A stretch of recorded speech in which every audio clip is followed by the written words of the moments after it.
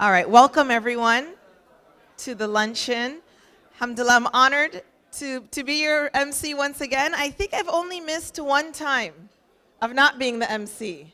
I think I missed it once. Besides that, we're able to join you guys in their annual luncheon. My name is Maisa Yusuf. I am the school principal at Orange Crescent School at Al Rahman Masjid. I appreciate always being a part of this because I know education doesn't come from just books, right? Education comes from experiences. It's getting better. I see that I keep talking and it's getting lower slowly. We're almost getting there. So alhamdulillah, I know some of you have heard this story before, but I'm going to still repeat why I have such a love for my Olivers is that that's something I grew up with from middle school, or even, from middle and high school.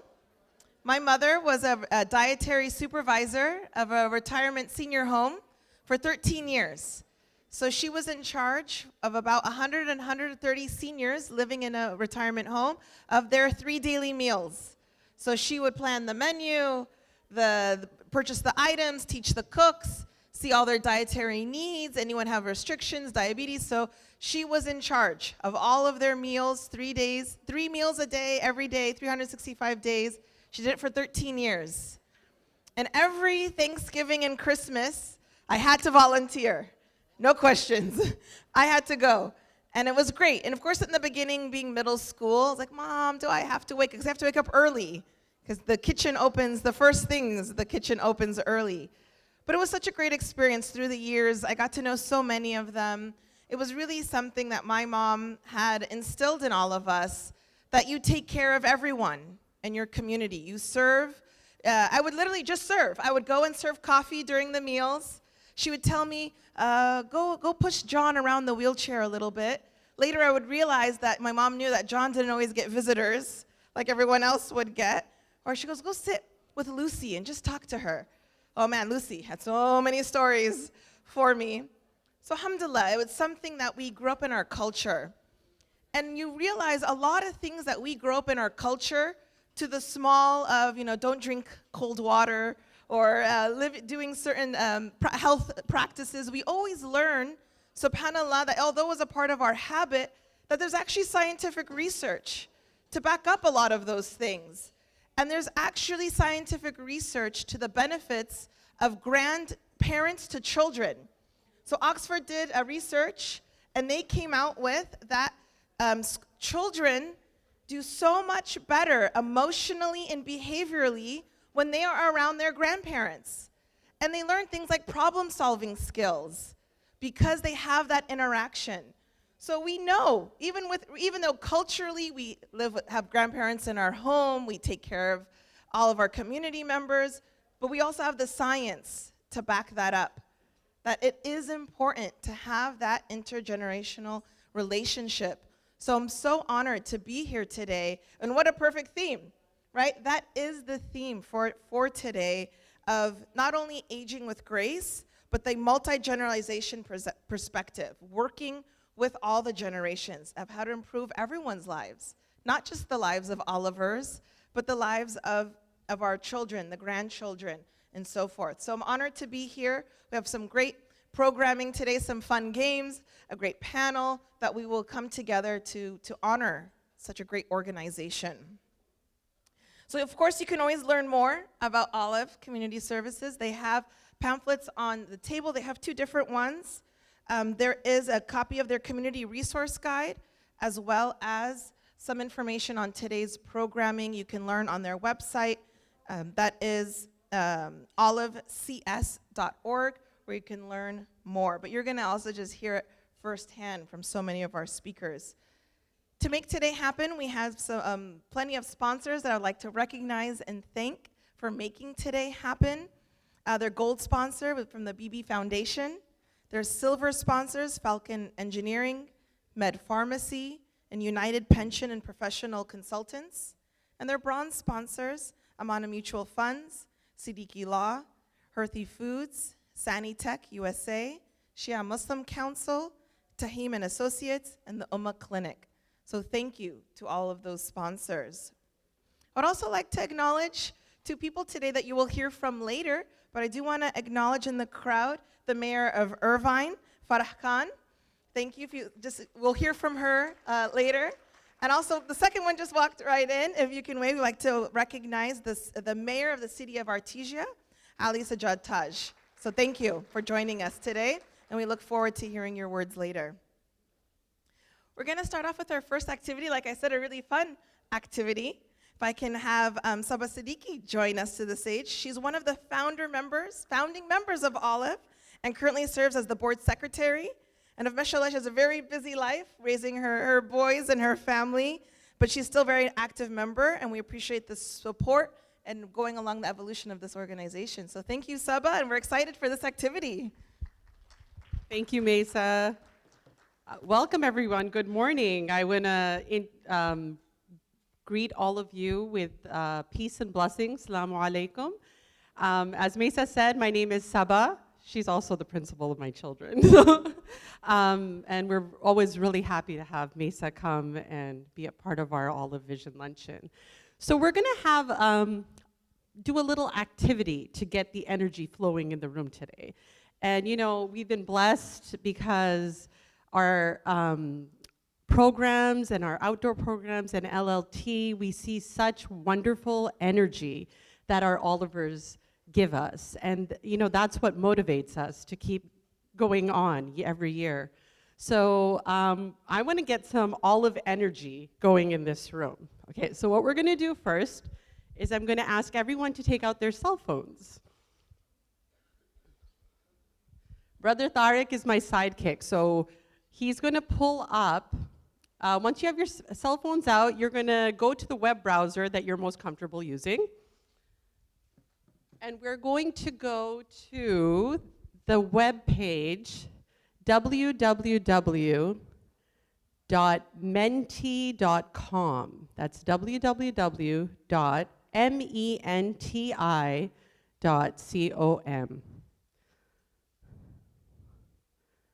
So once people are on there, I'm going to get like a thumbs up or a cell phones up to kind of get a, okay, we get some, we're good?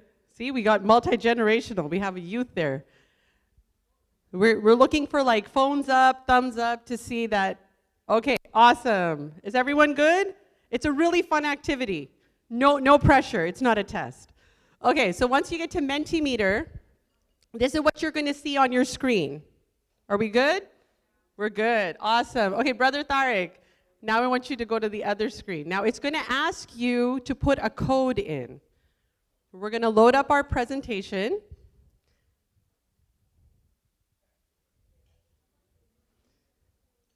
And hopefully, it'll pop up on the screen.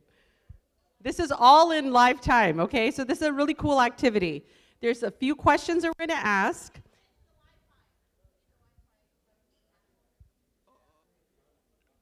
The Wi-Fi for the hotel?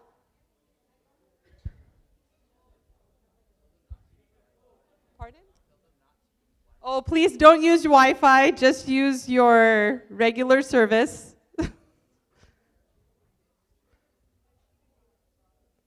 So am I getting thumbs up? Is everyone seeing this? Yes. So the code is actually up on there. Brother Tariq, are you able to zoom in? So we're going to pose some questions, some simple questions, and what's going to come up on your screen is like these little slots where you'll fill in your answers, one-word answers, and then you click on submit. Once you click on submit, it's really cool. Your answers in live time will come up on the screen, and we'll see the answers being generated on the screen.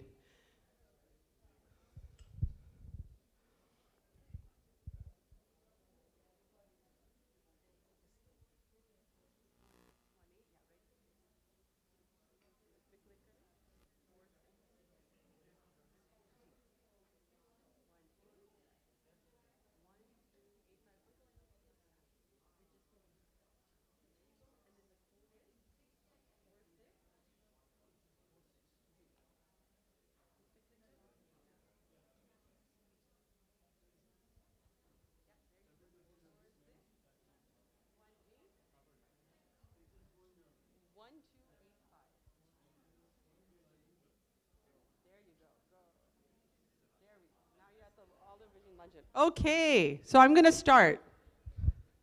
First question. We're going to click. No.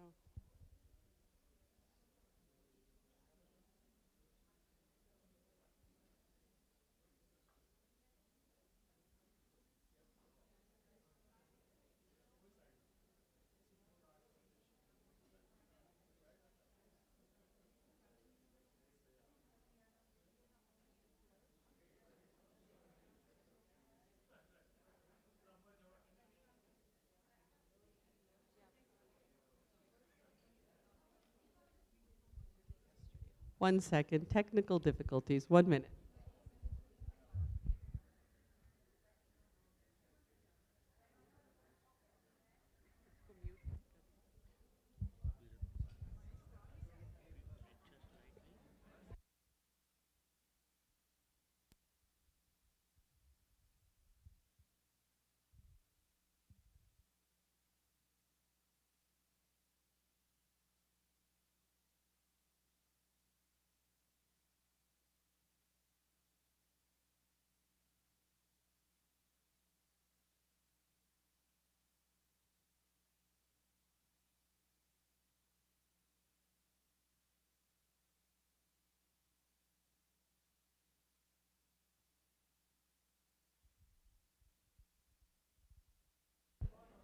Okay, we're ready to go. Here we go. At what age does one become a senior? Oh, we got some people answering. So you're going to see the answers pop up on the screen in live time. Let's see. And the more we have of a certain answer, the bigger that image gets. So 65 looks like it's winning. We're going to give it a few more seconds. Remember, you have to press submit. And you don't have to put 3 answers. If you just want to put 1, we're good. Just submit. Oh, wow, I like that one. 5, 5, 5, 5, 5, 5, 5. 65 seems to be winning. Okay. That's good. Shall we go to the next questions? Everyone good? Okay. Next question, please. What does aging with grace mean to you? What does aging with grace mean to you? One answer, well, one word answers, and you have an option of filling in 3.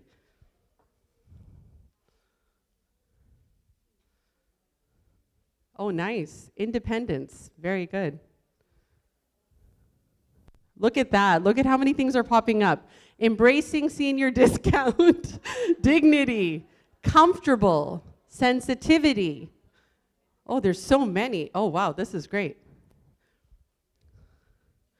Serenity, generosity, happy, AARP, positive, fitness, comfortable. Dignity and independence seem to be the winning ones. Look at that. Independence, keeping, oh wow, look at this. It's moving so fast. Emotional health, very nice. Keeping your zest for life. These are great answers. Dignity, independence, healthy, comfortable, wonderful. Those are really good answers. Shall we move on to the next question? This is really good. Very good answers. Let's go to the next one. Active, happy, healthy. Are we ready for the next one? Yeah. Okay. What is one comfort you would want as an elder? One comfort you would want as an elder? Anyone can answer this, even the middle schoolers and the high schoolers. What is one comfort? Look at this. Money, happiness, friends, healthy, respect, happiness, fun, funny, nice helper. Oh, this is good. I'm seeing friends, money, home, peace, happiness, good health, being home with family, respect, Our big ones are health, friends, happiness, money, respect. They see this is like a theme.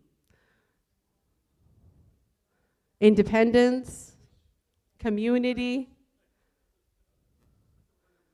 happiness. Very nice. Okay, the last question. I want you to complete this sentence for me. Olive is. You can fill in 3 of words that come to mind when you think of olive. Olive is. I'm going to come to this side. I feel like I've been on. Fruit, yes. Healthy eating. Generous, healthy, beautiful, needed. Pay it forward, contribution. A great community. Edible. Yes, it is. Olives are edible. Senior, kind, amazing organization. Support. I should have said Olive Community Services. But that's good, because at our events, we never forget food. Food brings people together, so that's great. So we have needed, generous, community, support, healthy, supportive, generous. These are wonderful answers and so uplifting. Look at all of our energy is at a whole other level. So that was our last question, and thank you so much for all of your cooperation. I'm going to hand over the phone. You can put your phones away, but while you have them out, I would strongly encourage everyone to also go to our website, because you can donate on olivecs.org as well. So please, thank you so much. A round of applause for everybody in the room. Thank you. That's awesome. Thank you, Saba. That was great.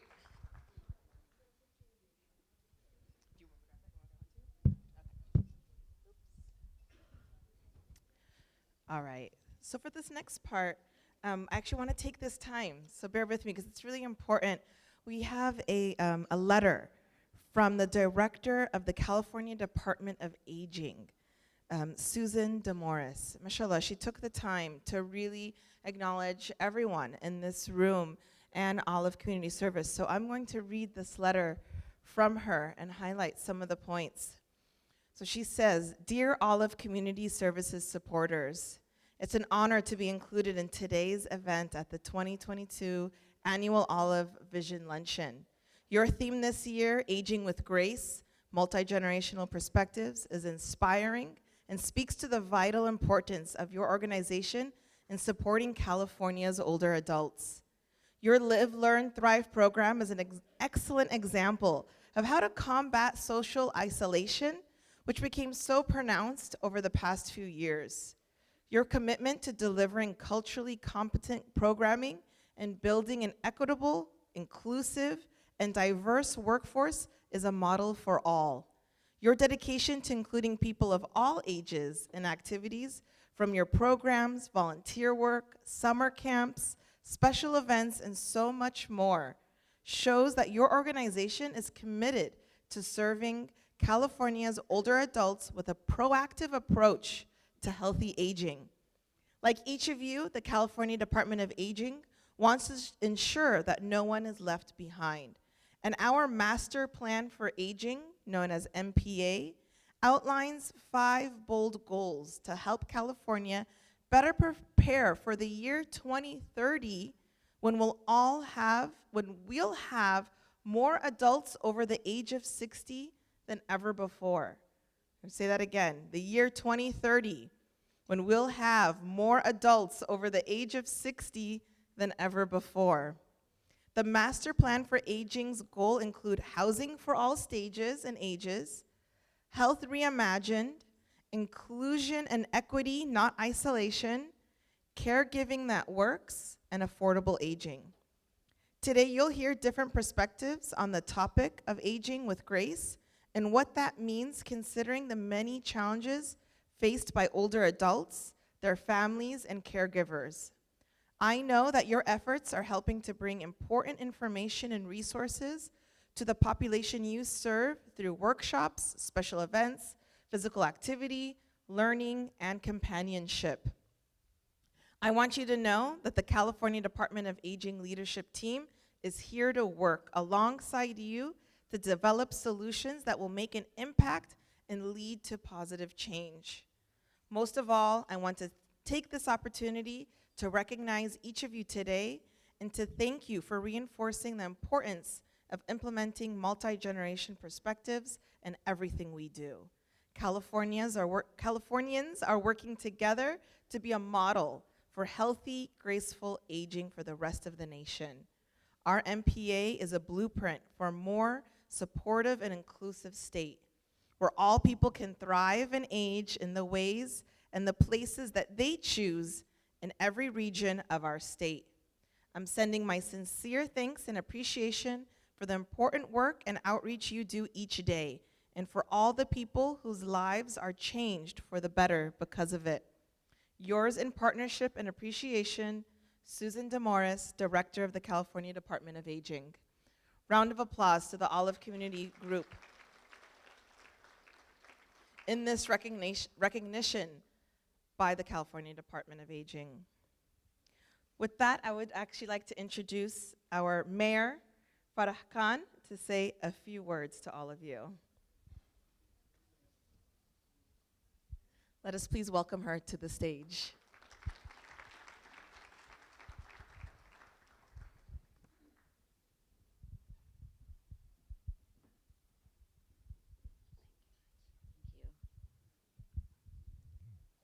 Well, assalamu alaikum, everyone. It's such an honor to be here with you and to be in the presence of such an organization that does amazing work in the community, that is looking out for what we need in the future. Just as you heard in the letter, and I was talking to a few folks earlier, that our senior population is the fastest growing population right now. And if we don't take action today to prepare for tomorrow, we're going to be left in a place where no one wants to be. So I want to thank everyone that's involved with Olive for the work you do in preparation for our senior community. I'm not too far away. I'll be there as well, so you'll be seeing a lot more of me as years go by. But I definitely want to say thank you and congratulate you for the work that you're doing, not only for the community, but also by engaging outside the community as well, which is very important. And so today, I do have a certificate for you. It's just in recognition of the work that you have done to build an exceptional and thriving community for seniors. Congratulations and best wishes for much success and prosperity now and long into the future. So I will hand this off.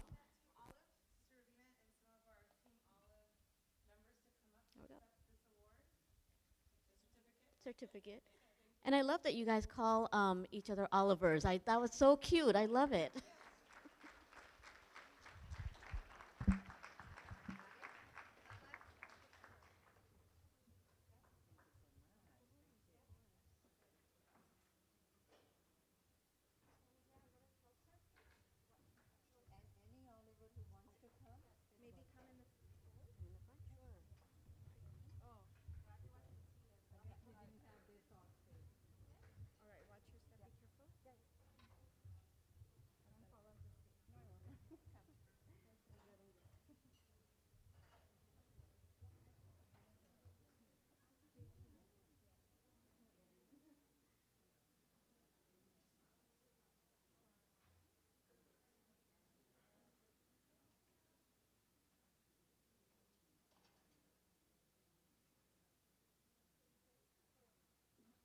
If we can now have our mayor from the city of Artesia, Ali Sajjad Taj, to also say a few words.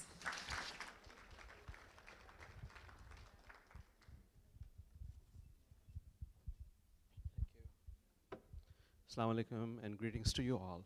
It really is a pleasure to be here, and especially among such wonderful people, and especially the organizers. This organization is absolutely a great organization. Just like my colleague earlier said, you know, looking after the community and especially the seniors is critically important. South Asian seniors are somewhat neglected. So I want to thank you, the organizers, this organization, doing a wonderful job. Keep up the great work, and anything and everything I can do, you'll always find me a big supporter. Thank you so much. Mashallah, always appreciate your support year after year. Thank you. Now for our next part of the presentation. Of course, many of you know our next presenter. She's a big part of Olive's. She's one of the golden stars. She wears many hats. Hopefully you can guess who I'm talking about. That is Zainab. She'll be coming up and joining us. She works, mashallah, her full time is at St. Jude's as a registered dietitian. She's a passionate supporter for many community initiatives and is Olive's program manager. Please let us welcome Sister Zainab.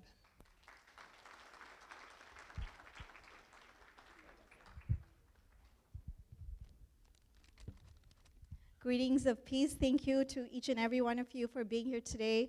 It's really heartwarming to see a room full of multi-generational people and Olivers, as we lovingly call anybody who is affiliated with Olive.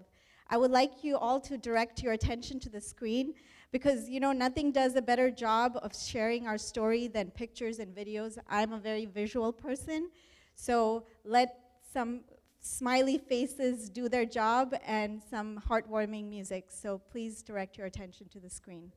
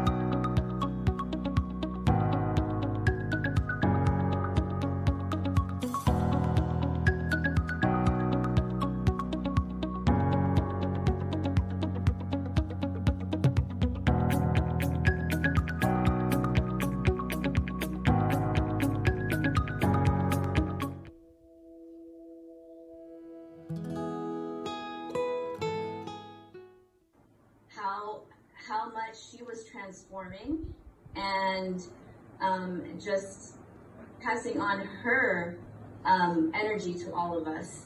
And I will now announce the winner of the challenge. Drum roll, please. Everybody drum roll, come on, knock those tables. For 2022 is Narmeen Ramjan. Well deserved. I am so proud of what you have accomplished, and when I'm talking about Narmeen, I'm talking about everybody.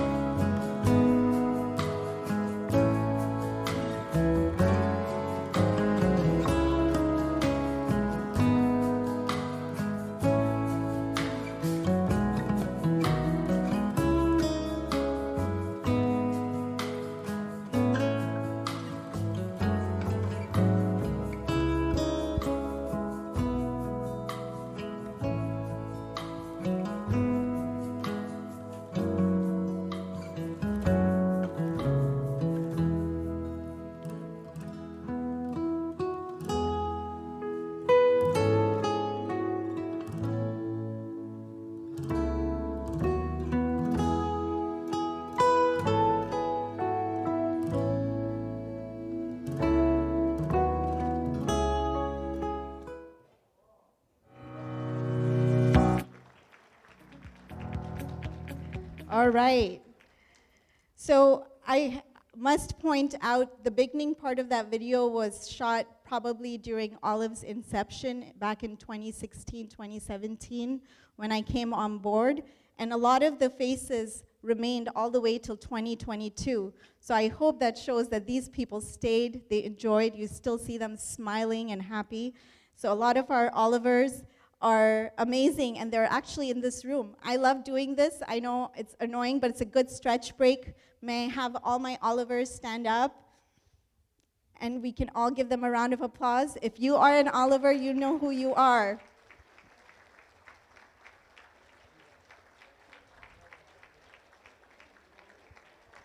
Thank you. This purposeful work is important because it's significantly relevant to our times. This country is aging. Currently, 1 in 6 older adult is 65 plus in this country. By 2030, in 8 years, 1 in 5 will be 65 plus. By 2030, all the baby boomers will have turned the age of 65.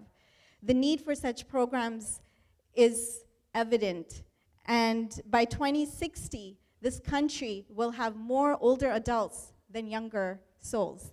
So I have no words but to express how important Olive's work is and what we do.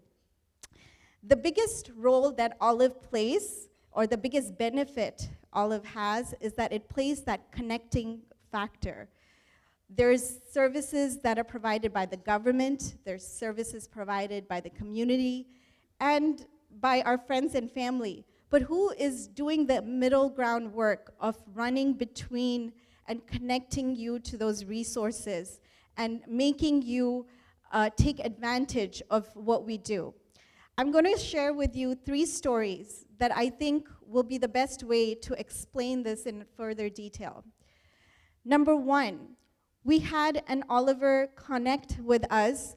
Actually, it was a volunteer who connected with us. She let us know there were 2 elderly couple, an elderly couple were going through abuse. They were trapped in a garage with very limited resources, with very poor hygiene, not proper food or anything. Obviously, it's beyond Olive's scope to help with something like this. But we put on speed dial our friends from Sahara, and Menaz Khan and Aruna are here today, and they put this to their forefront, and they have an elder abuse program that could give that couple support immediately. That's one example. Example number 2, we had another Oliver whose daughter was living in another state, but for some reason, they left their mom with early signs of Alzheimer's home alone. And we didn't know what to do again. And we put on speed dial our other partner, Ahmed, from Irvine, and they were able to get case management on the case and see if we can visit this Oliver and help her where we can and be her advocate, because she's home alone with early signs of dementia. There were times when we didn't know where to go and what to do, ask the right questions. So we brought on board our dear Sarah Sururi. She's our licensed social worker consultant who is helping us with the do's and don'ts, because we need to cover our back as well.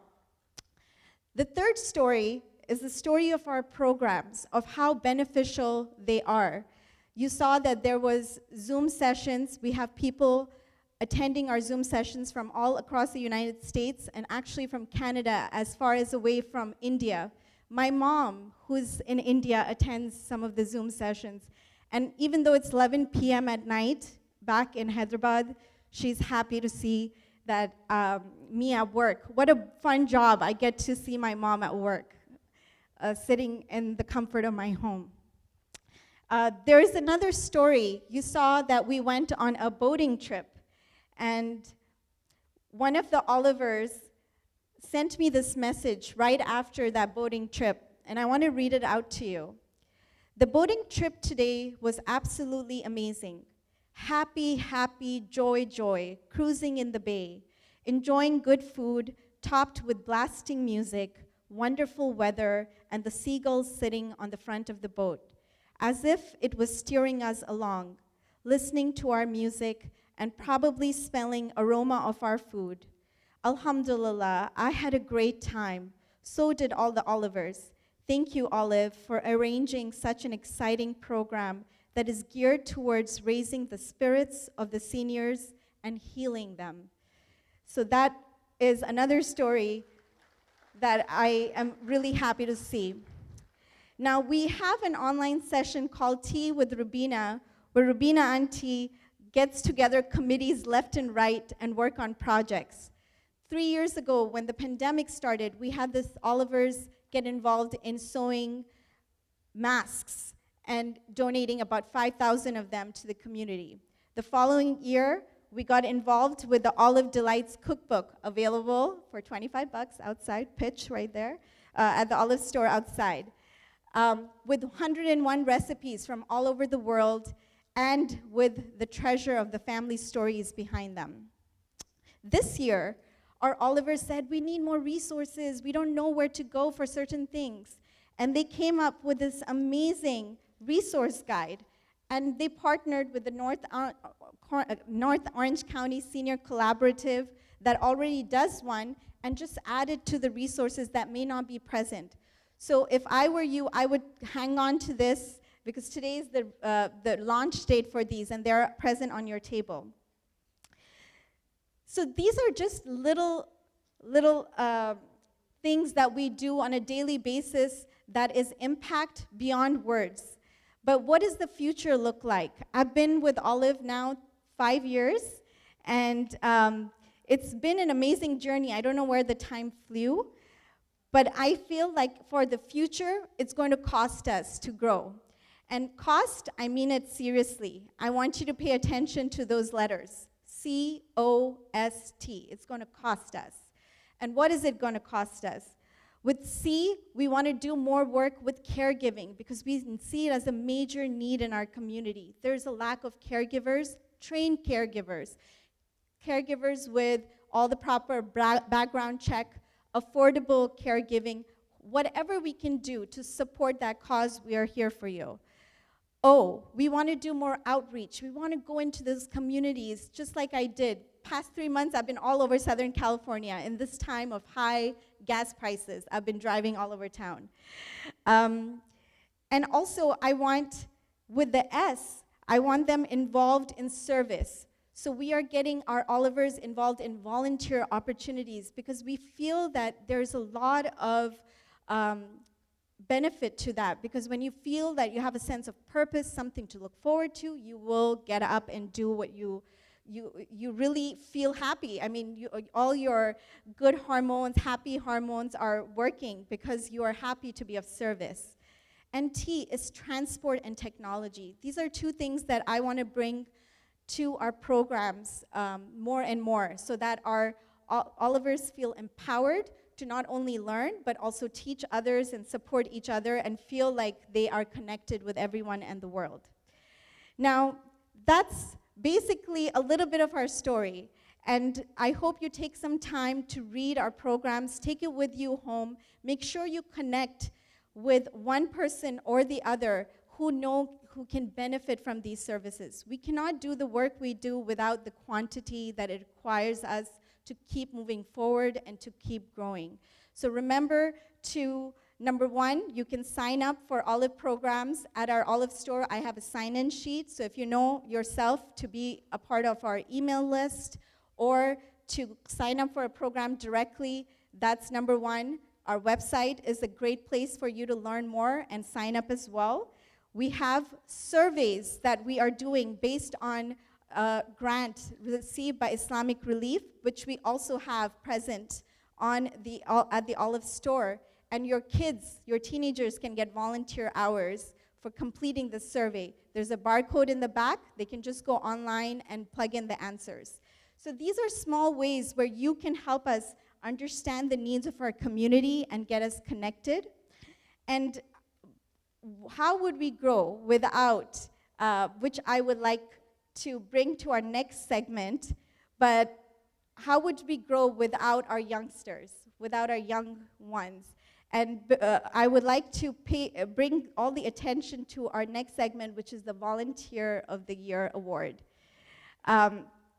So 2 years ago, I put it on my Instagram story. I need volunteers to help bring food to our programs because it was hard, it was expensive to bring food, pick it up from the restaurant and bring it to our programs. So a wonderful mom, a friend, volunteered her son. She signed her up. I don't know if she took permission or not, but she signed him up. And, and then came Noah Surti into our life. And he would show up at the dot of 11:30 a.m. and he would drop off the food, get some duas from the Olivers for his next test. They would pray for him to get an A at his next final, and then he would leave. But he did that once, he did that twice, and the third time he said, "Can I stay?" And I said, "Sure, okay." And then he stayed, and he stayed, and he stayed. And he kept coming, he kept asking. I said, "Are you sure? You are a busy college student." "No, Auntie Zainab, I'm coming, I can be there." He would help people get off their car, he would help put the address in the GPS, and now that he's at UC Berkeley, he's still helped one of our Olivers do a presentation PowerPoint for his, his presentation at Olive. So that right there is a great example of service in action. Without further ado, I would like to honor our Volunteer of the Year, Noah Surti. Please give him a round of applause. And can I have Shamim Sayed and Narmeen Ramjan come and give this award to him? Because I want you to really see Olive grow. This is how I would like it to grow, with great service. Please come on stage.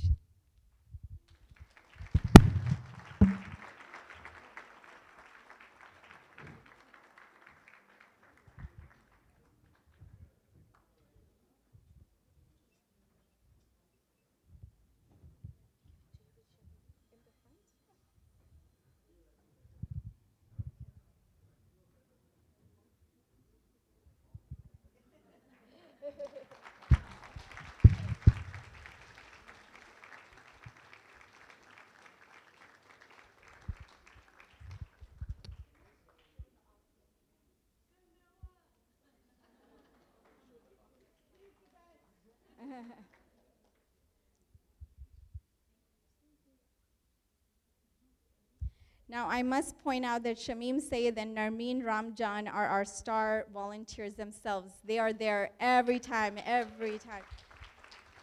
Thank you so much. Board members and Olive Foundation members. Noah, would you like to say? I know we're going to hear from you on the panel. Would you like to say anything? Say a little bit, Okay. but I just wanted to thank Olive for a lot of really great experiences in the past year and a half, I would say, and it's really shaped a lot of what I am interested in and pursuing in my career and learning about. I'm currently studying public health, and just the whole aspect of senior care and community health has really impacted me, and that was all thanks to Olive. Thank you so much. I hope all the youngsters in the room are inspired with Noah's powerful story and experience, and you should definitely talk to him of how this has benefited him, actually, because there are benefits. And that's it. Thank you so much. I leave you with helping us live, learn, and thrive and grow with Olive. So I hope you remember that cost when you're donating today. Our programs have all the needed QR codes for that donation. But thank you so much for your time.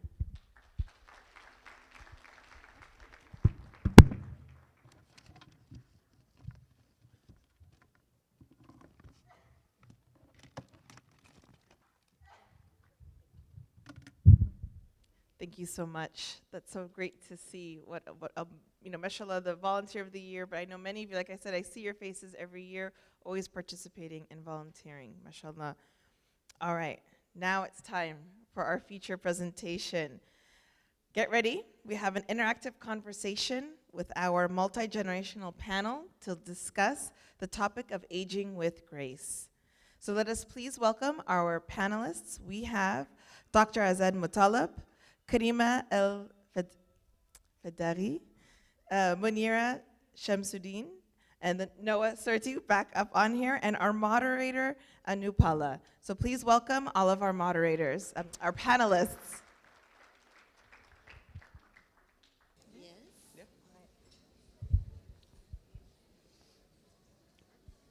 Good morning, everybody. On behalf of this panel, I bring you greetings of peace. Thank you so much for being here today and supporting Olive Community Services. So we know that aging is evident. It's a natural part of the human experience, and we know that each one of us is going to have our own experience and journey for ourselves. We're going to have our own experience and journey of caring for ourselves and our loved ones.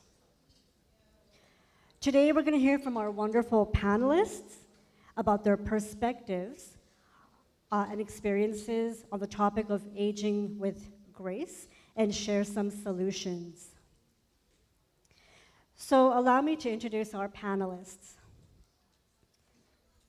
Dr. Azhar Mutalib. Dr. Mutalib has been working as an internist and general practitioner in South Bay for the past 30 years.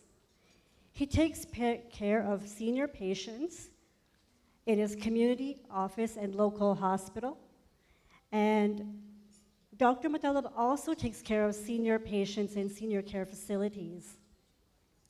He's recently become involved with Olive Community Services because he has an interest in starting up senior care facilities, particularly for our Asian community. So thank you, Dr. Mutalib, for your being here today. Next, we have, to my immediate right, Karima Al-Fadagi. I got that right. Karima is a teacher at the Art and Wilderness Institute and is in the thick of being a caregiver for her elderly parents. Karima has fallen into the medical care advocate role as she has spent countless hours finding alternatives to the gaps in her parents' medical care regime. So in her spare time, Karima enjoys hiking and being in the outdoors. So thank you so much, Karima, for being here today. Next to my immediate left, we have Munira Shamsuddin. I'm so sorry. Munira holds a master's in public health with a specialization in healthcare administration.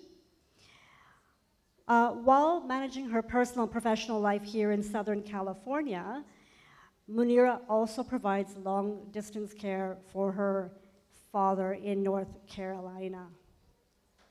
So after interning and volunteering with Olive Community Services, Munira has become more empowered to provide community-based services for our communities, especially that provide culturally relevant services. So thank you, Munira, for your being here today.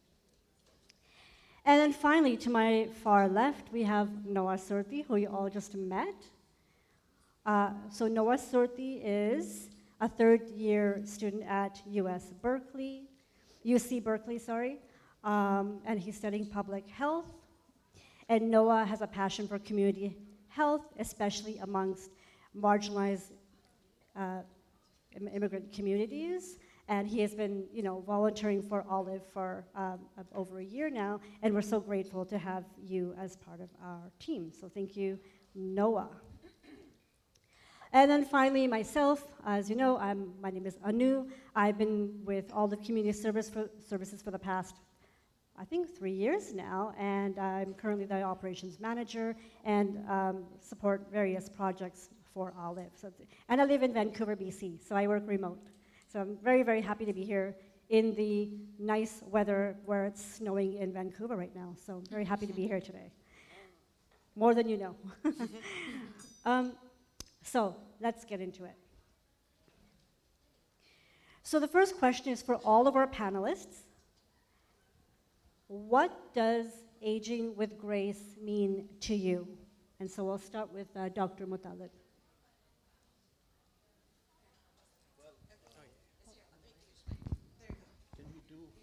Can I speak in the end?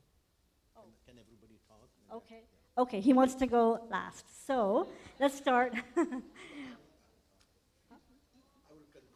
Okay, he's going to conclude at the end. Okay. All right. So let's start with Karima then. What does aging with grace mean to you? Bismillahirrahmanirrahim. Okay, in one word, I would say supporting their dignity. I take care of both my mother and my father. Did I do that right? And they're different, and I need to treat them differently. So with my mother, giving her dignity is letting her make choices and encouraging her to do things on her own, which means pulling back, right? With my father, it's letting him invite me into his care world, because he really doesn't want it. But then when he needs it, he will tell me. So that means things like letting my mother get dressed in the way that she wants, not deciding what's most expedient for myself. And then always listening and affirming their feelings, and even that, if I don't, even when I disagree. Oh, sorry. Okay.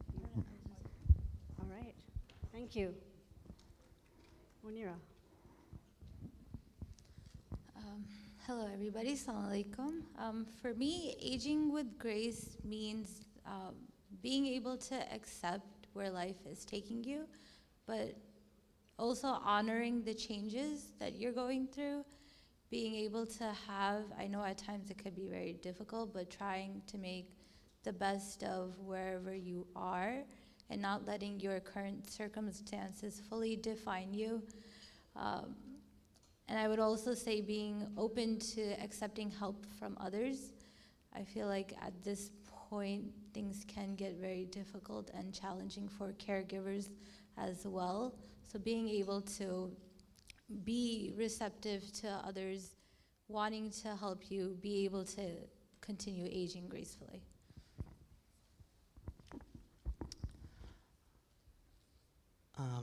I think for me, as a person who's pretty young already and hasn't really thought about it that much, as I've been thinking about it for the past couple of days, but I think I would have to say that just maintaining your passions in your life and trying new things and being open-minded to new experiences even as you get older, because right now I'm in like a time of my life where I'm experiencing a lot of new things and there's a lot of new people that I'm meeting and new things that I'm doing, and I think I'd want to just maintain that as I get older within whatever health and health means, that with whatever that means. But I just think just maintaining like a joie de vivre. Yeah. Thank you. Great. Okay, so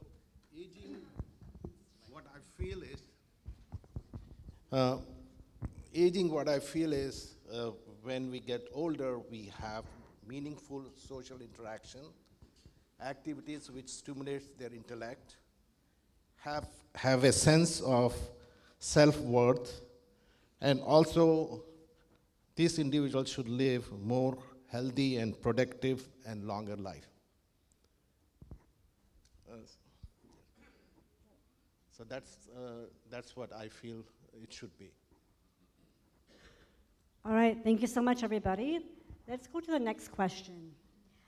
This one is specifically for Dr. Muttalib. So, Dr. Muttalib, through your own professional experience, of you're on the ground, working with patients, what are you seeing on the ground in terms of, from a cultural lens, what issues are most prevalent in our community with regards to aging? Well, at present, I, I took care of my parents. Right now I'm taking care of my mother, and what I feel is there are a lot of social needs. Not only it's about medical, but also a lot of social needs that they have. So we really need to work into trying to get some of those problems that they have. Like in case of my mother, it's about taking her to a doctor, getting her medications. Not only that, her day-to-day, for her day-to-day activities, I have to employ somebody who can help her with her, not only her activities, but also with her day-to-day living, which a lot of seniors doesn't have. Now it's about our parents, but eventually it will be us that will be needing all those help. So I feel that that's where Olive can come in and help to help with those activities. I think that is one of the challenges we have, Dr. Muttalib, in the West, is that, back home in these Eastern countries, we have families, we live in extended families where we have support, but over here in the West, a lot of the adult children work, and so seniors often do struggle with, just things like, getting to appointments and other kinds of social supports. I can tell you about, in South Bay, we have got Aga Khani community, Korean community, and Japanese communities. What they have done is they have, not only they have a community centers now, but other than community centers, they also have board and care and nursing facilities. So depending upon what the needs of the patient, they move patients around. It's like I can tell you about Aga Khani community. They have their own community center where all the elders get together, and there are volunteers. They help them to get their appointments with the doctors, get their medications, and not only that, if they need more care, they see if they can get them in a board and care. And not only they get them in the board and care, but they visit them, they take care of their daily needs. So those are the things that they have been doing for some time, and I have been quite involved with that. Not only that, but the Korean and Japanese community, they have their own nursing facilities where what they have is they have a staff who speaks their language, they have their own ethnic food, they have their TV stations, ethnic TV stations, so the people, they feel that they have all the needs that that is required. So I think so that we, something like that we don't have, because I have quite a few Indian, Pakistani, and Egyptian patients that speaks their language. They don't have somebody who can speak their language. They don't get their kind of food. They cannot pray. So basically, they get more depressed, isolated. So which I would like to change. So I think so we really need to work on those issues.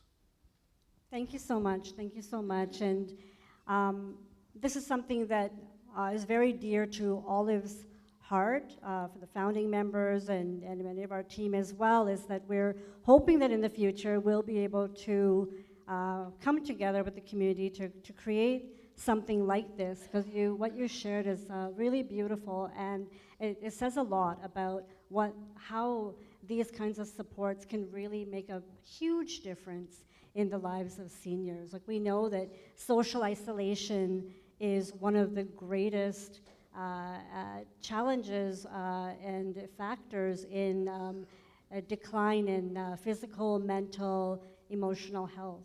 So thank you so much for sharing your perspective and all this that you shared. So Munira, so you have been providing care to your father who lives in North Carolina. Can you share a little bit about what that has been like for you living here in California? Sure. To be very honest, it has been one of the most challenging things to go through as a daughter.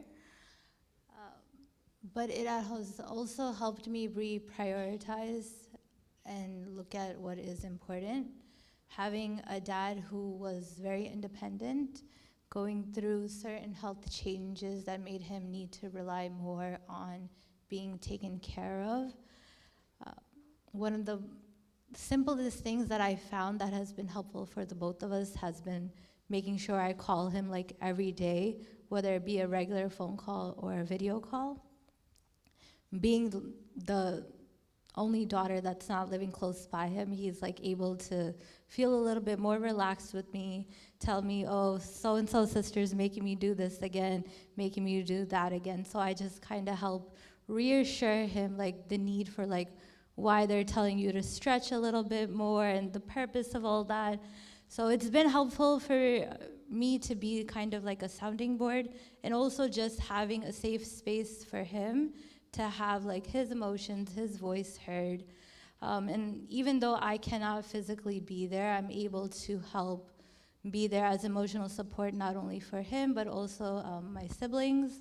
Excuse the little teardrop. Just be like a support system for the family all around, and also recognizing that asking for help from a caregiver's perspective, and even from the person you are taking care of, is not a bad thing. Like, we recognize kind of in the thick of it that we would need to look into seeing what resources are available in the community, tapping into insurance benefits to see how to better take care of like the day-to-day, because everybody has like their own responsibilities as well. So being able to manage whatever resources you have, I would definitely suggest looking into that if anybody is in this current situation. And being open to help. I know it can be very hard for certain people, given my experience exactly. Like my dad being so independent, he never really like needed anybody's help. So just being open to accepting that some people are gonna need to like help you with certain things that you're not able to do anymore by yourself. And that's not necessarily something to be like frowned down upon. That is pretty much it. Okay, great. Thank you so much. I know for myself, like my parents lived in Australia for about 13, 14 years, and now they've moved back. And I have this luxury of, having them live so close by. So I can only imagine how challenging it would be, if something was to happen to one of them, where their health declined, and to not be there physically. I can just imagine how hard that would be, Yeah, it's definitely been a hurdle I've myself had to really look into, seeing how to navigate my own personal impact of it all. But like I said, one thing I really did learn is like reprioritizing things. Like, work is always gonna be there. COVID also gave me like a wake-up call. Take advantage of like the free time you have. Also, like, make free time if you don't have it. And even for people who are like in work, like something I recently learned, like your work also offers like benefits. Like there's FMLA, there's family leave, where you'll be protected at work and you're still able to take on those responsibilities that you need to. And then just doing the best you can, seeing where your need could be best fit. I physically can't be there all the time. What can I do? I could do the phone calls every now and then. I could help look into more resources while everybody else is doing the day-to-day. And then when I'm physically there, I try my best to help out as much. Caregiver burnout is also a very real thing, so being able to have a network of support system where you're relying on each other, so not one person is overburdened. I think that's very important as well.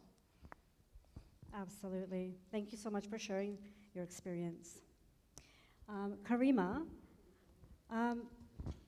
so you've been providing care to your parents. What has that experience been like for you? And what is your greatest challenge? And how are you addressing it? Okay, Bismillahirrahmanirrahim. Well, I have a team, and some of them are here with me now, my daughters, and my sister. This is something we knew was going to come. My parents are 83 and 84. Mom had a heart attack just before COVID, and then she decided to take a fall, and that's, she said, she wants to say that her hip broke and then she fell. Whatever happened, it's her narrative.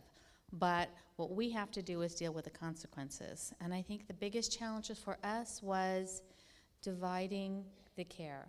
My sister does her personal care, and I do most of the medical advocacy. That in itself is a whole class. I want to thank my sister for taking the personal care. And I want to tell you that it's not just about getting her dressed and taking a shower and making the bed and all of that. Some days that doesn't get done because mom wants to just talk. We really, my sister and I have made a decision to do that. We've noticed a big difference when we just step back. Sometimes I go over to give her her medicine and she's like, wait a minute. So what I have to do at home does wait. And then I'll sit down and it's just watching television with her. I would say with my father, the situation's a little different. He is a very independent man like your father, and he didn't want any help from us. And then because he didn't want help, he hurt himself in the middle of my mother and her recovery from breaking her hip and putting the pin in, and all of the people that come and give her all the attention that she needed. He was getting ignored. He wanted to be the man, the strong person. He hurt his back. Now I got both of them on walkers. That was a real challenging time. And thank you to, again, my daughters and my sister for helping us through that. It's all the research that you do to fill in the gaps. We were at Kaiser Permanente. I appreciate Kaiser Permanente. This isn't backbiting them. But there were gaps. From April until September, I saw his decline. And I was doing everything. I got my father, a real American, at acupuncture. He hates needles. I had 3 different chiropractors trying to give him help. In the end, we have an epidural. He's walking again. Thank you. So I would say the biggest challenges were trying to figure out what dad needs, and that's when my sister comes in. She's a cleaning detective. She knows by the state of his bedroom and the state of his bathroom and where the walker is, what kind of morning he's having. And we don't have to ask him.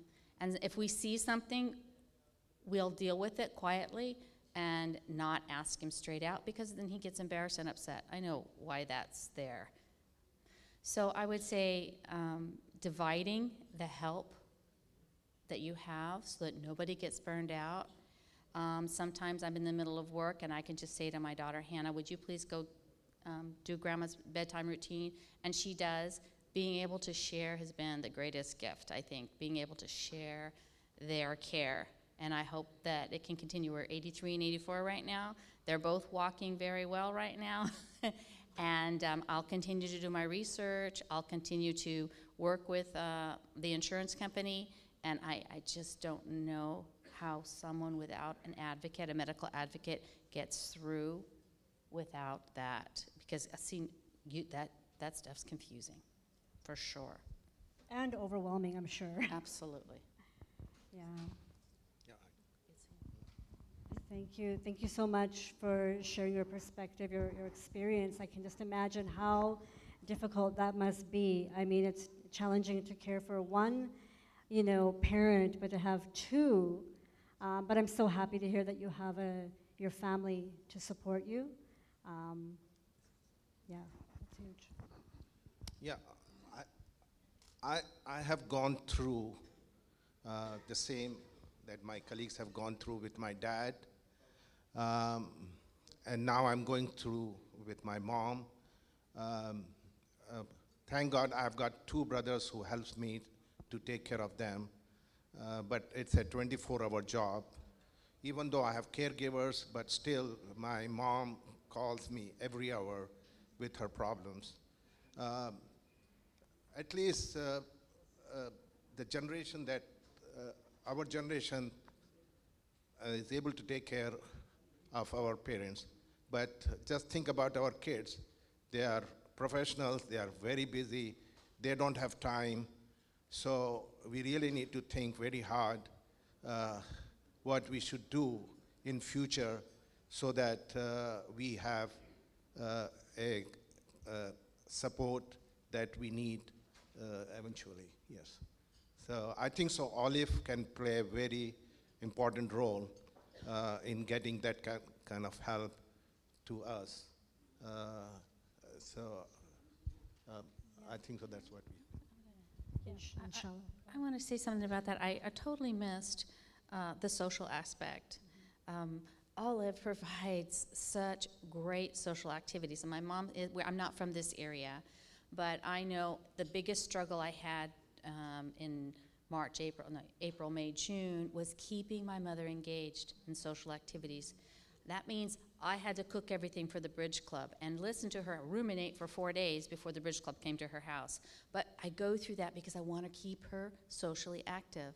Oh, but I don't win. You don't need to win, man. Just be there with your friends and talk and chat. So yeah, that social interaction I'm grateful for, and it's my job to keep that going, and I'm really happy to do it. That's great, and I think one thing you also mentioned earlier when you were sharing is that sometimes there are things to be done, but sometimes your mom just wants to chat.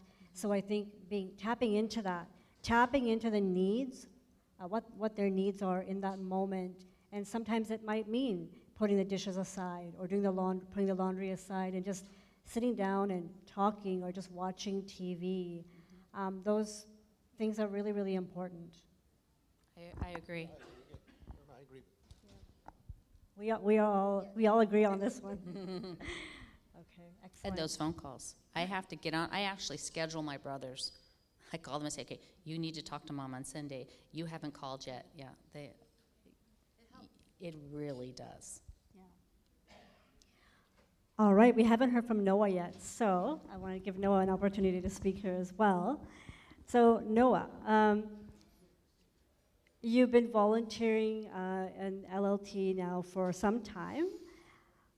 What has that experience been like for you? And how can we get youth more involved with seniors? I think the experience has been really impactful on how I see the world. So after volunteering with Olive for basically the second half of last year and the first part of this year before going to Berkeley, I feel like I noticed myself taking things a little more slowly and making sure that I was based on how I was helping the Olivers, helping them get to their cars or putting the GPS or just making sure all the little things that go into aging and just how all that goes, and making sure that I'm thinking about that when I see my own grandparents, and just that the lessons you learn just by being around people who are older than you, just for longer periods of time, and even when they're not your family members, just from learning from them, and especially when they're not your family members, you have to just learn how to be more. You have to be more polite. You have to be more comfortable, and you have to just make sure that you're being respectful. And I feel like that really helped me just in life in general, and I think it impacted my path in life because I've done internships in different places, like Oma Clinic, who's one of our sponsors, and I feel like I noticed that I've always been drawn to community health and social determinants of health, and I feel like Olive makes a really big impact on all of those things, and especially since our elders and our seniors are some of the most impacted by loneliness and the epidemic that is loneliness. And I feel like I saw that myself with my own grandmother, who after one of our aunts moved away from our neighborhood, she stopped getting the chance to walk to to her easily, and she moved away to a little bit farther, and that affected her with not being able to physically go to see her, and then also not being able to socially engage in the same way. But yeah, and then I think to get more youth involved, I noticed like a lot of my peers, or at least in the social circles that I'm in, people want to like learn more about the past and their own personal histories, and I think Olive is a really good avenue for that, or just interacting with seniors is a great avenue for that, because we get to learn about the histories of different people and how they lived them. I remember at one Olive event there was a lot of speakers from Long Beach that were talking, and different areas that were talking about their experience in the civil rights movement, and just all of it was just such an amazing, so many amazing stories from perspectives that I would have never heard from if I only stuck to my community and only saw people that I related to with on a cultural level. And I feel like engaging with people from all sorts of different backgrounds is something that I think a lot of young people would really want to do. Yeah, thank you. Awesome, thank you. And I think that is one of the beautiful things about learning from seniors, is because the wisdom that they share, the stories that they share from their lifetime, you know, through our Oliver Storytime program that's led by youth, we interview, or they actually interview seniors and learn from them about resilience and so much more. And so I love what you shared about, you know, just really embracing that, and I think that's a really, really beautiful thing that I would love to see more youth get involved with Olive. Because at the end of the day, we are all aging. Aging is not just about seniors who are here now. We are all aging every single day.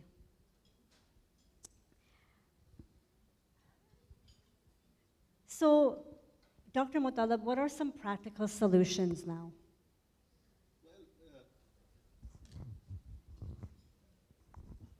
There is a lot of help available that we need to tap, which we have not done it. As a doctor, I was able to get that kind of help from my parents, but I can tell you about my other patients who doesn't have a family, or they have family, but the kids are not involved, so they get in a fix. So, which is not good for their mental health, because what that does is they deteriorate very fast, they get depressed, and basically a lot of them end up in a nursing home or a board and care, those kind of stuff. So it's very important that we have an organization where our elders can approach and get that kind of help. And the volunteers, we need a lot of young volunteers who can contribute for that. So, but as I said to you, there is a lot of funds available, a lot of help available through social service, through state government. Especially California has got a lot of good support and help. And I have been involved not only taking care of the patient, but also I do a lot of help to my patients, because most of my patients are Caucasians, and they don't have families, they don't have, even though they have sons, kids, they don't help. So I try to help them out. But basically what I do is I direct them to the different organization which can help those people. So I think so we just need to do this, is learn how to do those things. All right, thank you so much. So if anyone is interested in exploring this further, I encourage you all to email us at info@olivecs.org. Maybe Dr. Mutalab might want to start up a committee or something, you never know. All right, we are going to be wrapping up here pretty soon. I'm going to ask all of you this next question. On your own personal perspective, what does it mean to age with grace? And I'll start with Munira this time.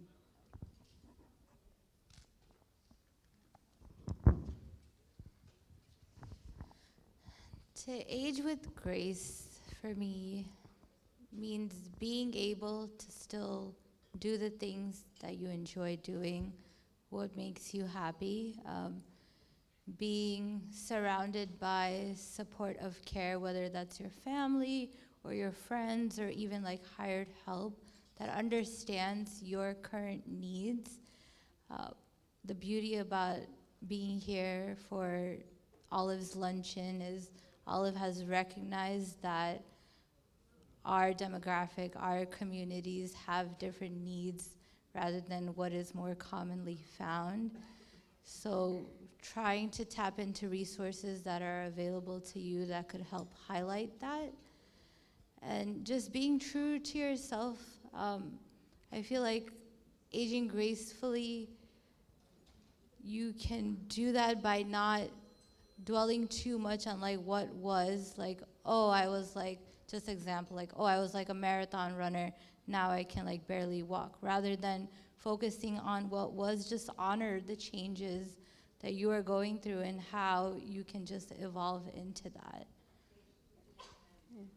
Thank you. And Noah? I think I feel like a lot of the same sentiments as Munira, but I think just maintaining passion and like what I was talking about before, just like zest for life and being open-minded to try new things as you get older, and trying to think of like age as not just a number. Like I feel like my friends and I joke around that we're all so old, like that we're in college, but that's like totally not, like it doesn't, like it's like so irrelevant, like age is just so irrelevant, and that you can still like try new things as we get older, no matter what age it is. Okay, thank you. Karima? Okay, aging with grace. Well, it frightened me when she told me that the statistic was that by 2030, so many are going to be over 65. I'll be past that by then. I went, wow, really? I'm going to be, because I know if God gives us grace, Mom and Dad will still be around. So, girls, you're double duty. So what I want to do as I age gracefully is the best I can to take care of myself as I'm aging gracefully. So healthcare is a big thing to me, and I'll do that, and I make that pledge to you guys. I would say, so mental health and well-being, that's what I'm looking for in my grace, as I push towards that 2030 goal. Thank you. Excellent. And Dr.? Yeah, so studies have shown that that meaningful social interaction is very important, and activities which stimulates my intellect, that's very important, and also a sense of self-worth that I want to feel, and then also I want to have a healthy, productive life eventually. That's what I want to do, and that's what I want to do it for my patients here. So. Excellent. Thank you so much. I'm sure I'm sure a lot of this has resonated for many of us here today. I've heard a lot on this panel about the importance of connection, compassion, being an advocate, healthy aging, dignity, respect, facilities, the importance of facilities, community. So as we end off today, I just want to encourage everybody to really think about what everyone here on this panel has shared. Think about Olive in terms of how we are supporting seniors in our community, as well as just overall healthy aging for all of us. And once again, thank you very much. It's been a pleasure to moderate this panel. So thank you very much.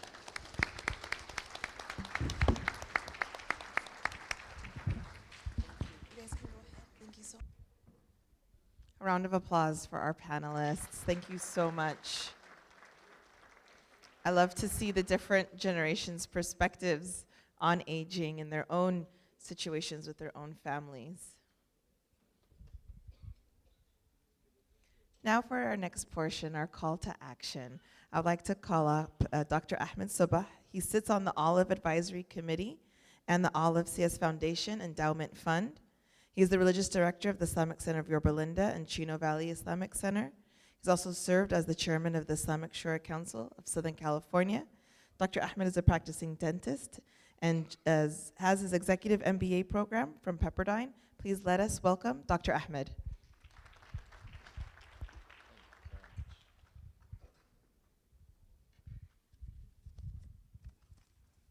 السلام عليكم.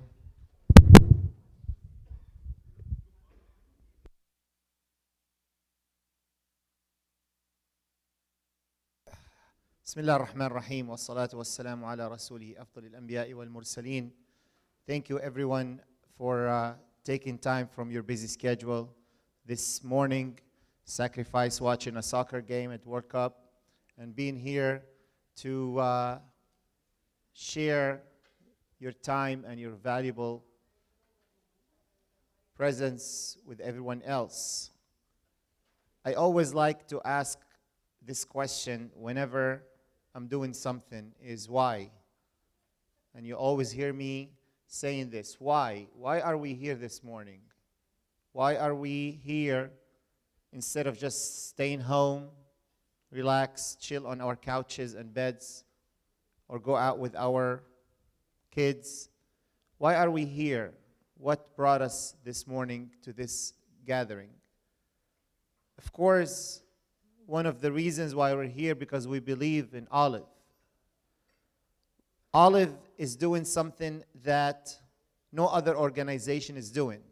And I don't have to sell you the idea or the concept of Olive and the importance of creating an atmosphere for people to be called Olivers. We are here because Olive is dear to us, and we are here because we know we are here to support this effort and this organization. But what else? Why are we here this morning or this afternoon? We are here because we're all children to some parents. It was nice hearing the things that Sister Karima said and how the difference between a mother and a father, or one parent and the other, how they like to receive or how do they like accept assistance or help. Some parents are really stubborn. They don't want any help. And others, they milk it. Like just, yes. Can I have the remote? It's right there. Just give it to me. But it's, all of us have parents. And all of us care about those parents. And all of us love those parents. And those who already lost their parents will tell you, I will do anything to spend 5 more minutes with my mom. I'll do anything to spend 5 minutes with my dad. I'll do anything to give my mom a hug. I'll pay anything just to sit down with my dad for a few minutes and tell him about my kids' soccer achievement. Right? Because we love those parents. We love them, we care for them, and we want them to be happy. We don't want them to struggle or suffer. We don't want them to be bored. We don't want them to feel lonely. We don't want them to feel depressed at that stage of their lives. We don't want our parents, we don't want them to sit down at home lonely the whole day while we're at work, watching TV, getting depressed, getting bored. We want them to have activities. We want them to stay healthy, mentally, physically, emotionally, in every aspect. That's why we're here. Because we care about those two individuals that who raised us up. And our religion tells us about the importance of respecting and treating the parents in the best way. And to keep praying for them, that God will send His mercy upon them the same way they treated us with mercy when we were kids. That's a reason why we're here, because we love those parents. But also another reason, because all of us are going through this journey. How many of us are getting younger every day? We're all aging. I like the word. Instead of saying getting older, we're all aging. And we all at some point will need such a service. We're not going to be able to create an organization like Olive just right there when we are 65, right? It has to take time. We need to prepare it from now. I'm selfish when it comes to this. This is one of the reasons I'm supporting Olive, because when I am 65 or 70 or 80, and I'm this old dude on a stick or a cane, and I want my friends to be around me, and we all fight with those canes. And I want that atmosphere. I want that social interaction. I want to be able to go to have some kind of exercise, a road trip, a field trip. People who are my generation, who understand me, understand my jokes, I want that to be ready for me when I'm at that stage. 2030, 2040 is not far from now. So Olive should be strong for me by the time I need it. So that's why we are here as well. Why we're here? Why we're Muslims, by the way. Many of us here are Muslims. Many of us believe in God, if you're not Muslim. But we believe that there is something called heaven, Jannah, and we want to go there after we leave this world. And one of the doors of Jannah is the door of charity, door of sadaqah. So when we are helping an organization like Olive, when we're helping any cause, not just any other cause, with charity and good spending for a good cause, we are facilitating our passage, our entrance into Jannah, inshallah. So let us think about it that way. Why we're here? Because we want to be grateful. We want to be thankful. Last week we ate turkey, and we celebrated the day of thanking and thanksgiving and expressing gratitude. We are very blessed. The fact that we are here after 2 years of COVID pandemic, still able to breathe, still able to walk, still able to talk, these are blessings from God. And the best way to express gratitude to God is give, help, support others in every way possible. You know, Allah subhanahu wa ta'ala says in the Quran, وَمَن نُعَمِّرْهُ نُنَكِّسُهُ فِي الْخَلْقِ. Whomever was granted a long life, eventually things will be reversed. The same way we needed help when we were kids, we will need it when we're older. The same way we needed help when we were babies, we will need it when we're older. So let us all help an effort and an organization like Olive that will provide such effort and such work and such atmosphere and environment for our parents and our grandparents and ourselves and our children when we reach that stage, inshallah, in healthy way. One day, a man went to Hajj, and he took his mother with him to Hajj. But she was barely able to walk, so he carried her on his back, and he went through the whole ritual of pilgrimage, holding his mother on his back. Then he asked, do you think I paid her back? 7, 8 days of carrying your mother on your back. Do you think I paid her back for all what she did to me? And the answer was, not even for one of the pains or the agonies of giving birth. A mother carries her child for 9 months and carries him afterwards in her heart and her mind and physically for several years. So the least we can do is prepare something like Olive for our mothers. Not only that, once someone said, when you take care of your mother, it's different than when she was taking care of you. When she was taking care of your mother, she was hoping for you to live, and she's looking for a bright future ahead of you. But it's not the same when a child taking care of his mother, because, okay, it's just a temporary thing until she's leaving, right? It's the opposite. We heard all of us say, and mashallah, doctor said something nice, said, I'm lucky that I have 2 or 3 brothers to help me take care of my parents, right? A mother by herself will take care of 4 or 5 children by herself. She doesn't say, I need someone else to help me. So for that, the least we can do is look at these envelopes in front of you, write down a number and give it out in charity for the sake of this great effort and this great organization and this great work, that inshallah it will grow and will become bigger, and will become in every single county and every single city and every single state. You don't know. Now it's all of California. Eventually we'll have all of Vancouver, and all of Illinois, and all of Michigan, and all of New York. And we will get the ajr and the reward of building such an amazing work. But we have to put our hands together and support it today. The budget is very simple. Only $100,000 for the whole year that Olive needs to pay for staff, operation, and provide the great service that it's providing. So let us make sure that they do not need to worry about that for the rest of the year, and as much as we can, give today, inshallah. You know me, I don't like the auction-style fundraising, so I'm not going to do that. All I'm asking you for the next 3 minutes, pull out that envelope in front of you, write down the amount that you feel your generosity is willing to give Olive, but then add 10% tax. And then make it, inshallah, a great support. So inshallah, this will be the time for us to write those donation pledge forms, and the volunteers are going around with nice baskets, taking your giving and your support to Olive. Jazakumullah khair for being here.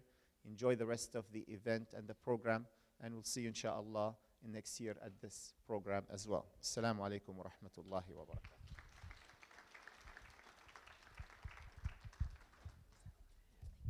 Thank you so much for those words and wisdom of why we need to support, all generations need to support Olive. So there are volunteers going around to take these few minutes. While you're doing that, I do wish to call up the founder and visionary of Olive to continue with the talks of gratitude. Please let us welcome Sister Rubina Chaudhry.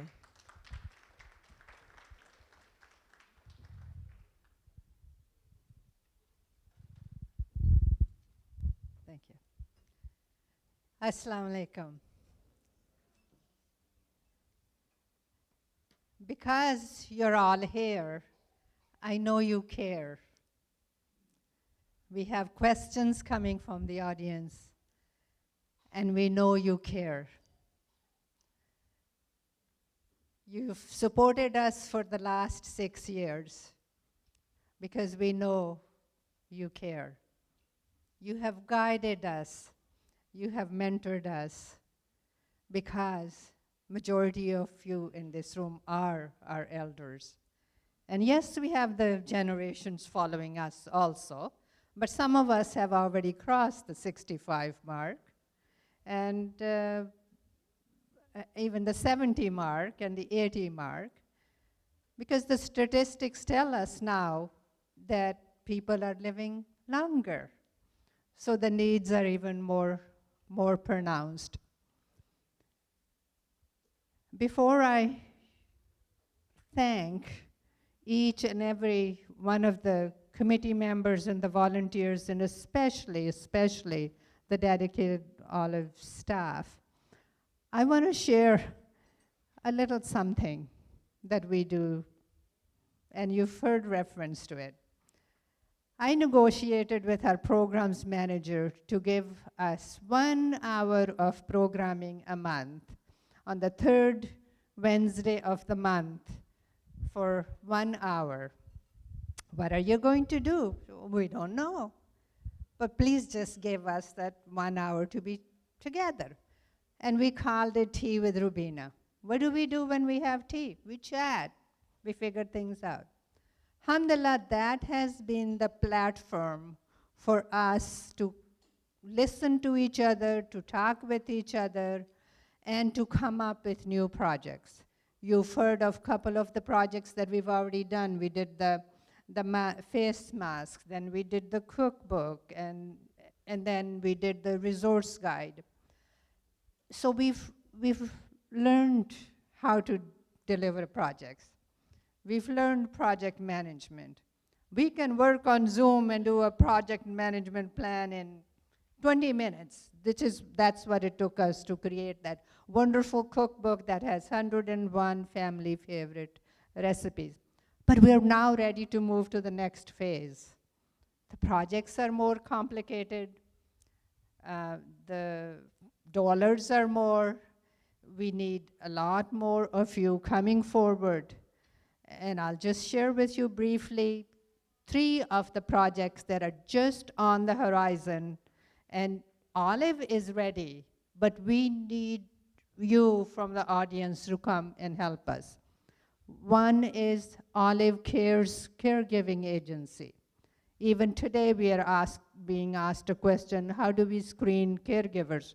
We don't, because we don't have a caregiving agency.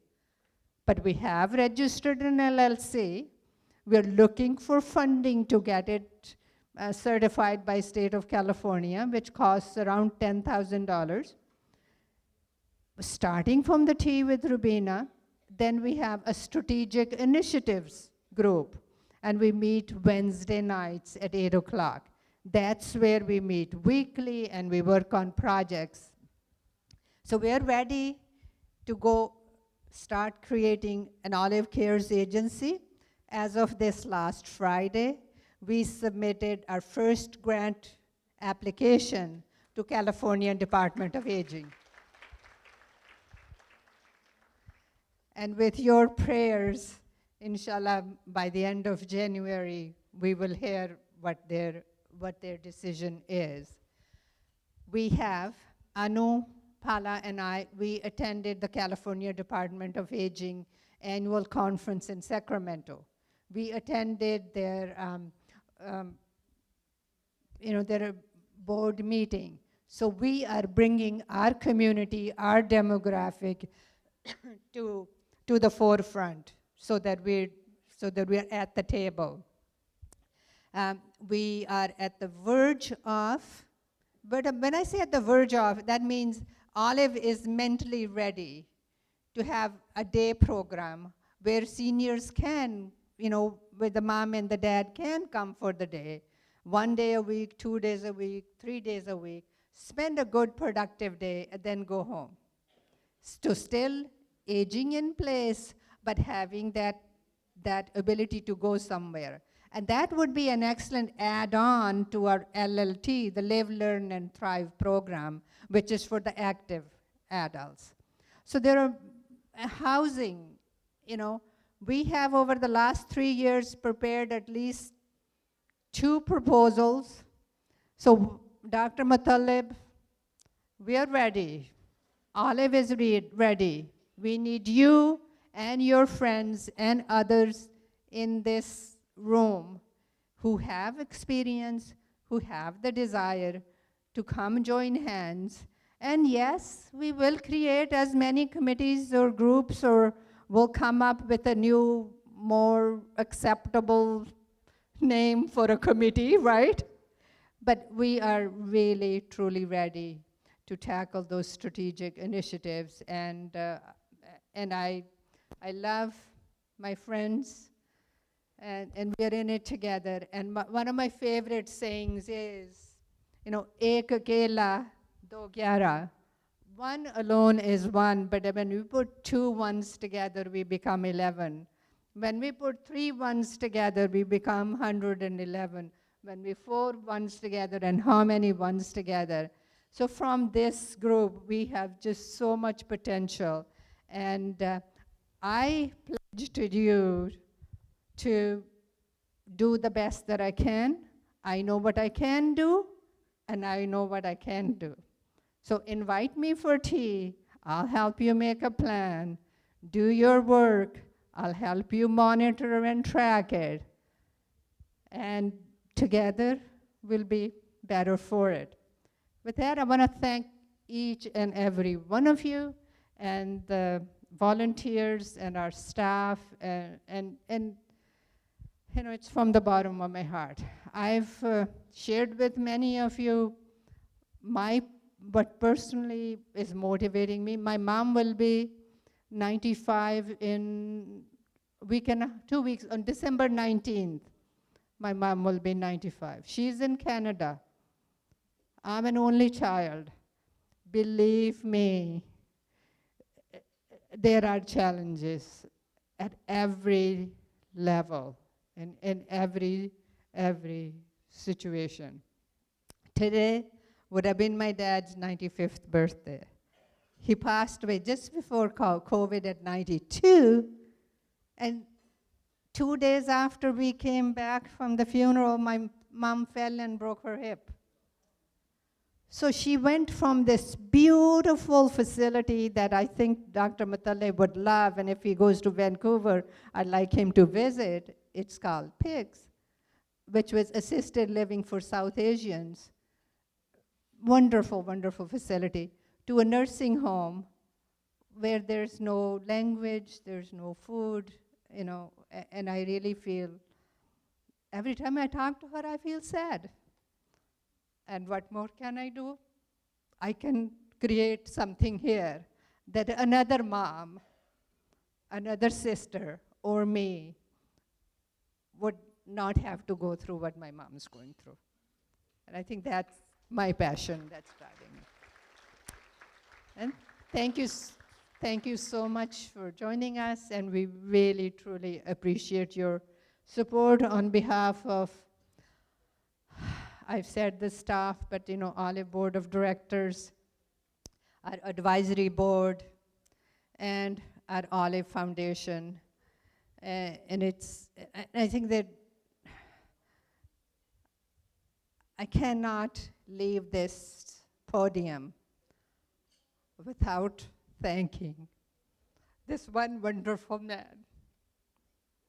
Please help me thank Riaz Chaudhry for supporting me and for supporting Olive from the bottom of his heart. Thank you.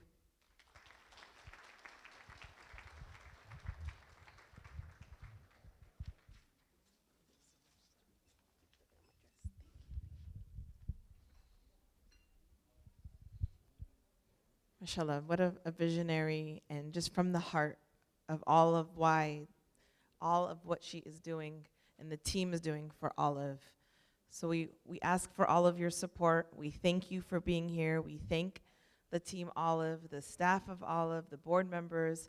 We thank the Sheraton staff for putting this together. And obviously we thank all of you. We thank the sponsors. I want to remind you there's lots of booths outside from our sponsors. Please visit them during lunch. We appreciate their help. We have, of course, our gold sponsor, BB Foundation, our silver, Falcon Engineering, Med Pharmacy, and United Pension and Professional Consultants.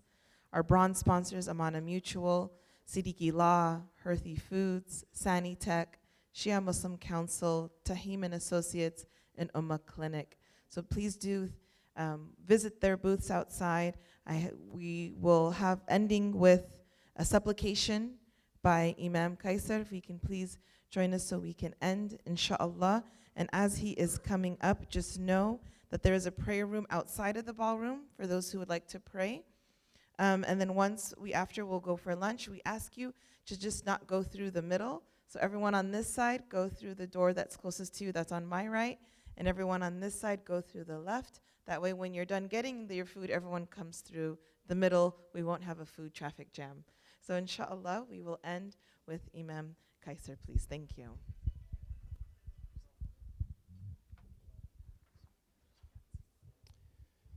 ربنا آتنا في الدنيا حسنة وفي الآخرة حسنة وقنا عذاب النار رب اجعلني مقيم الصلاة ومن ذرياتي ربنا وتقبل دعاء ربنا اغفر لي ولوالدي والمؤمنين يوم يقوم الحساب لا إله إلا وحده لا شريك له الملك والحمد يحيي ويميت وهو على كل شيء قدير فاطر السماوات والأرض يا رب ذو الجلال والعزة أنت ولي في الدنيا والآخرة توفني مسلما والحقني بالصالحين فصل يا ربي وسلم وبارك على سيدنا محمد وعلى آل سيدنا محمد واغفره لي خير الغافرين والسلام على المرسلين والحمد لله رب العالمين.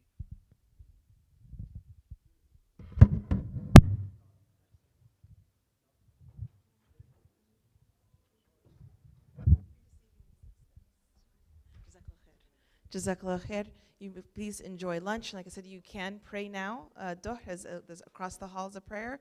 Everyone, please go from either the right side or the left side. And when you get your food, then you can come through the middle doors. Inshallah, Jazakallah khair. We will enjoy lunch together.